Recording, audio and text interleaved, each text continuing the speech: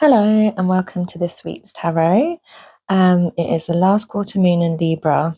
So, last quarter moons are about letting go and releasing patterns or relationships that no longer serve you.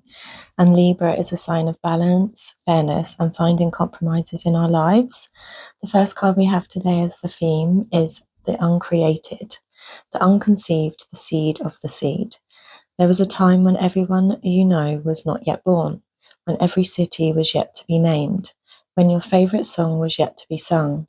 Such is the energy of Increatum. This card indicates the subtle but profound force that summons all that will be into existence. This most sacred of formulas cannot be manufactured, contained, bought, or sold. It is the pure intelligence of creation pulsing at the door of reality. Its timing is precise and it is happening now. Do not delay. Send an invitation to the uncreated. Allow it to formulate and gestate. Soon a sketch, a map, or a name will draw itself upon your mind. Envision and believe. The architecture of the future is within you. All ground is fertile. Life begets life. So, if you have been having different or new ideas of a path or direction, this is coming to you. So I would say sit down, write out what it is you really want. What do you want to manifest now?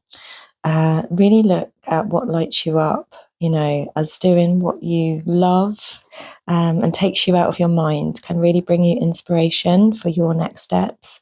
Remember, there is no right or wrong path, but it is your choice. So now I would say start creating and exploring. Do this from your heart.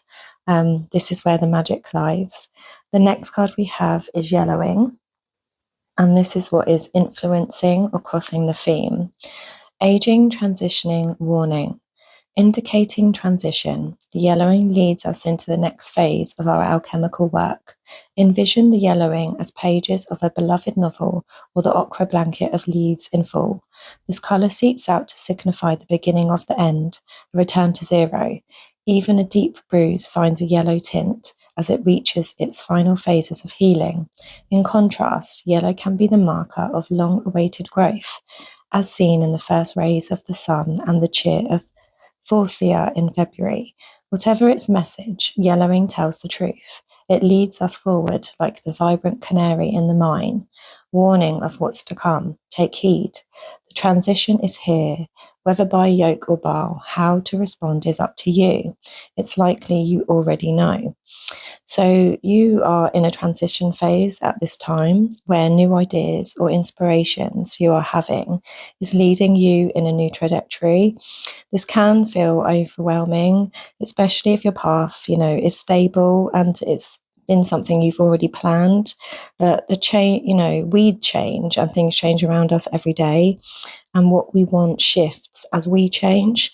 So try not to let fear stand in the way of changing direction to something different and new.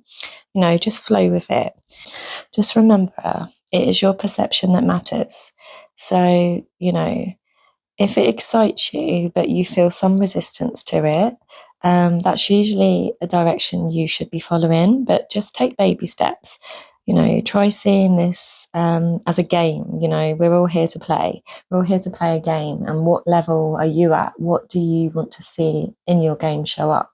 Because it is about, what you want.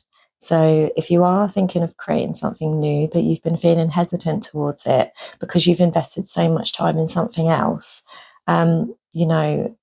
you don't have to fully go into a completely new direction all at once. It can be a small amount at a time, learning something new, trying something new, but this is the time to do it. The third card we have is the river, the stream, the flow, the current. There is no reason so many rituals of change and rebirth take place in the river. It is forgiveness embodied in physical form. Without asking anything in return, the river washes away what is no longer necessary, smoothing over sharp edges and accepting all our mistakes and grievances. Once we step in, we are no longer in control. The river carries us further down the stream of transformation than we plan to go. Its waters have a special gift for reflecting back to us a new and dreamlike vision. Once the tears have passed, we see ourselves as we haven't before, with a little more lightness, grace, and fluidity. Keep in mind the you that stands within the river is the real you, full of deep emotion and potential. Nothing to hide, nothing to judge. May you drink in the sight of your true self. So you may be feeling overwhelmed by the changes you are experiencing at this time. There are emotions rising up, that are showing you the truth of the situation, and it is time to accept this truth. You get to decide your direction and where you want to flow to. So take time to reflect on your feelings. Sit in silence and stillness. To really allow your intuition to guide you. The people and environment around you are reflections of your subconscious, and you create all the situations in your life that help to teach you, all those lessons for your growth. So if there are things around you, triggering you, really look within and do some journaling to dig deep. What lessons are you being shown at this time? A lot of us think everything's happening to us, but really everything is happening for us, for our soul's growth. So, do take this time to really reflect, as I think this is going to guide you. The next card we have is the mentor, the teacher, the sage, the guru. It is said that cosmic knowledge pours down on the world like a great illuminated waterfall. That's interesting. So you just have the river. This can be an overwhelming force. The true teacher, though, is said to be able to hold this flow of wisdom at bay while the student sips from a focused stream. The mentor archetype has a gift for reading the room, for sensing the exact ingredient that will stimulate growth within the student, whether pleasant or painful. The mentor may appear aloof or available, harsh or tender, humorous or rigid. Their gift is to know what serves the soul. Ultimately, the mentor is in service of the greater cosmic good and aids in the elevation of consciousness. Anytime the mentor forgets this humble link and mistakes themselves for the source of enlightenment, the archetype falls into shadow. So, looking within will help you to see that you are your own mentor.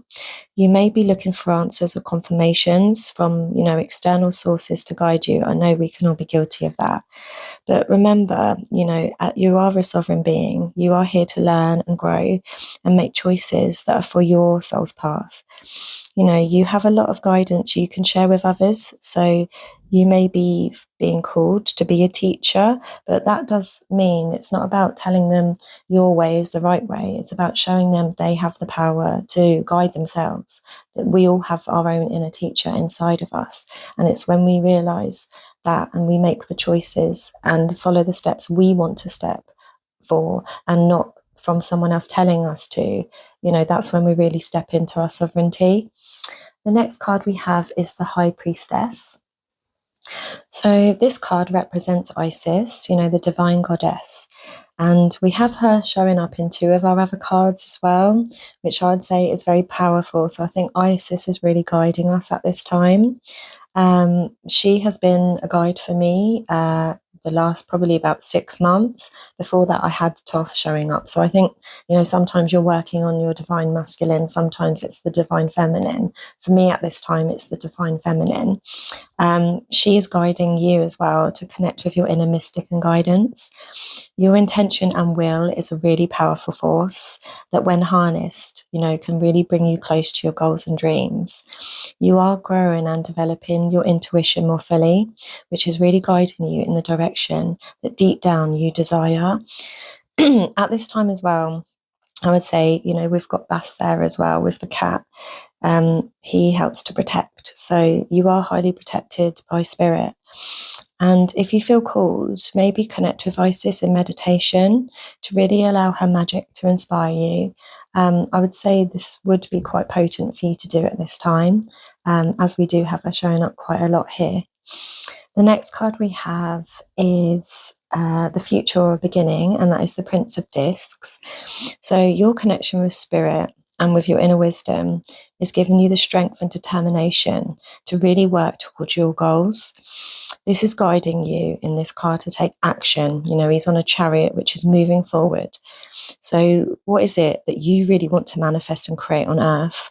What activities, you know, do you really enjoy the most? At this time, take some time for yourself to do things you love, as this will help to bring you more self-realization. I have been writing every day. This is something I set a goal for myself in this new year, as it's really helping me find myself. So I don't know, whatever things you enjoy, whether that's art, whatever it is you enjoy, like exercise, whatever you like to do to create something. Now is a really good time to really get in touch with yourself and your inner guidance, as this is what always leads you. You know, we're here to kind of remember and find ourselves of what we truly want to do here on earth. A lot of us, we get confused and we're always looking outside ourselves for the right direction. But this is, with this card, it's like you are in control of that chariot. You are guiding it to move forward.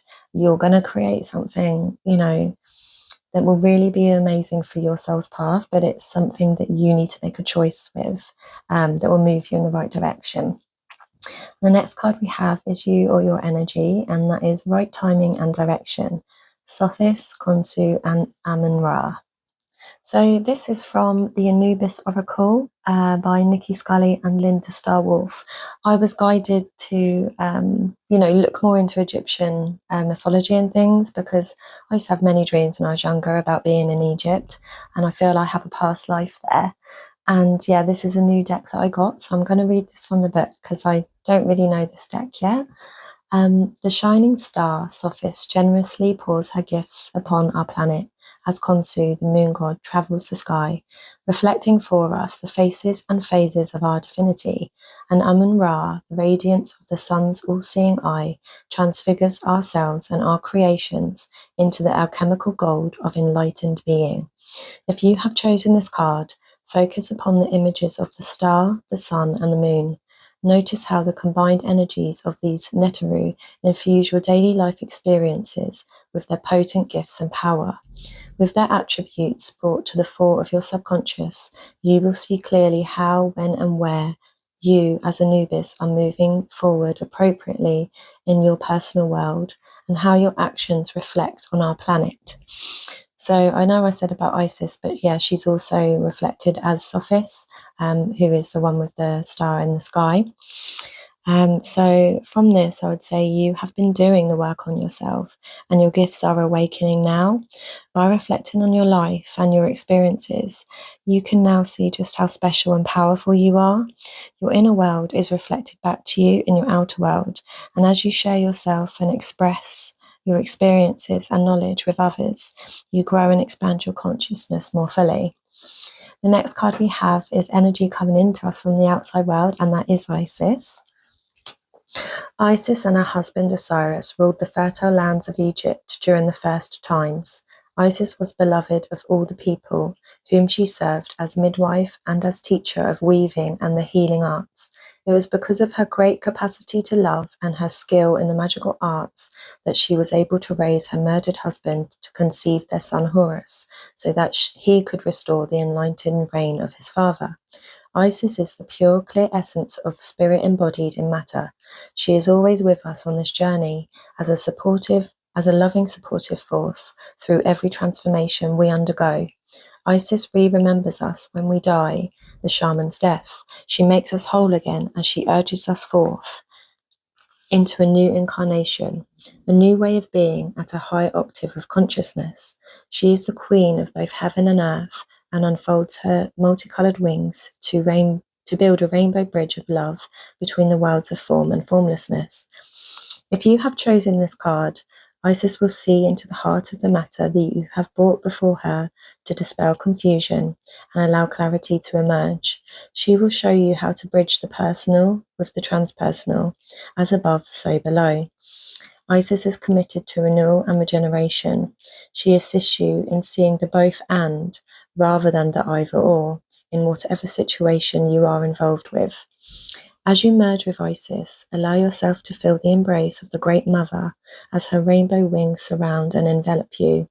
Notice how, in her embrace, she balances and attunes your chakras. Listen for her voice within as she offers you encouragement. Isis loves you regardless of what is happening in the world or in your life and connects you in a powerful way to your own self-love. Wow, so I would say Isis energy is definitely coming in for you. She is helping to bring clarity on your path. She is balancing your energy and assists you in your transformations. The love she brings to you is helping you to remember that love really comes from within. Take this time to really feel that love for yourself and know that you are always connected and guided by spirit. Isis energy is very prominent in this reading, and she has been a main guide for me, as I have shared, and she can be for you too if you call her in. The next card we have is Lemurian seed codes. So, with the clarity and guidance you have been receiving, this may bring fear of showing to the world who you are at a core level. Many of us have past lives, of persecution for the gifts that we possessed in our past lives. And this can really trickle down into, fears that we have in this life.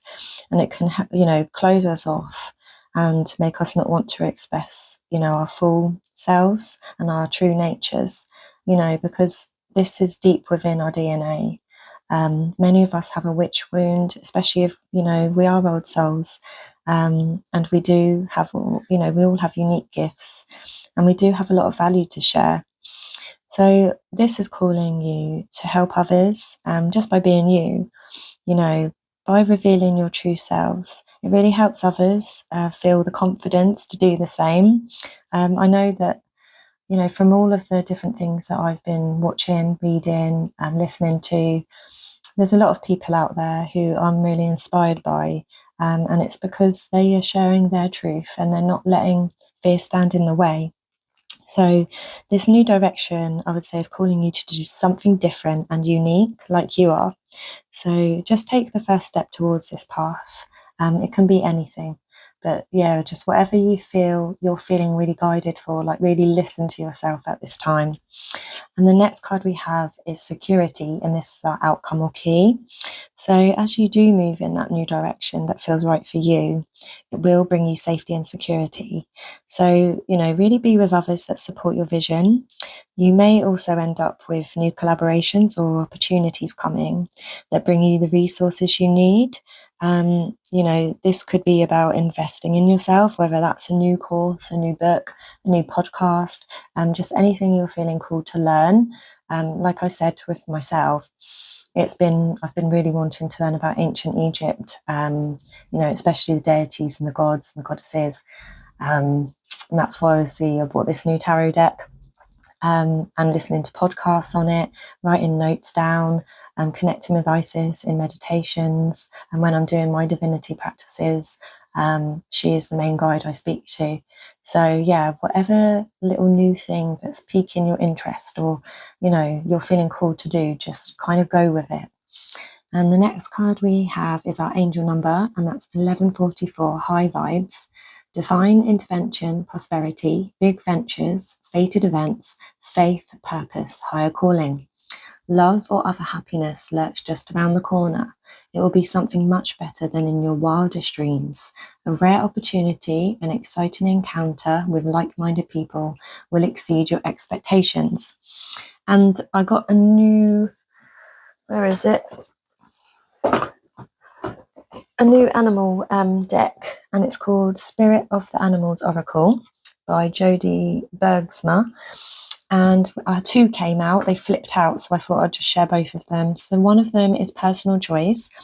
Close your eyes. What animal do you imagine? What strengths are they known for? What wisdom do they share? Embrace these qualities. So if you have a certain animal that, if you close your eyes and imagine, or one that's showing up for you a lot lately.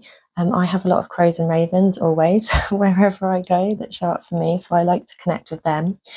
So yeah, do that and see what guidance they have to share with you. And the animal that we did have pop out as well was Ochre Whale Adventure. Dare to do things differently. Sing your wild song. Manifest your travel dreams. Attempt the great journey with confidence. Be loyal. Friends and family are your treasures. Be brave. You are more powerful than you know, which I think that has been, shown up in the cards today. It's, really embrace your power, embrace your uniqueness, live from the heart and with love.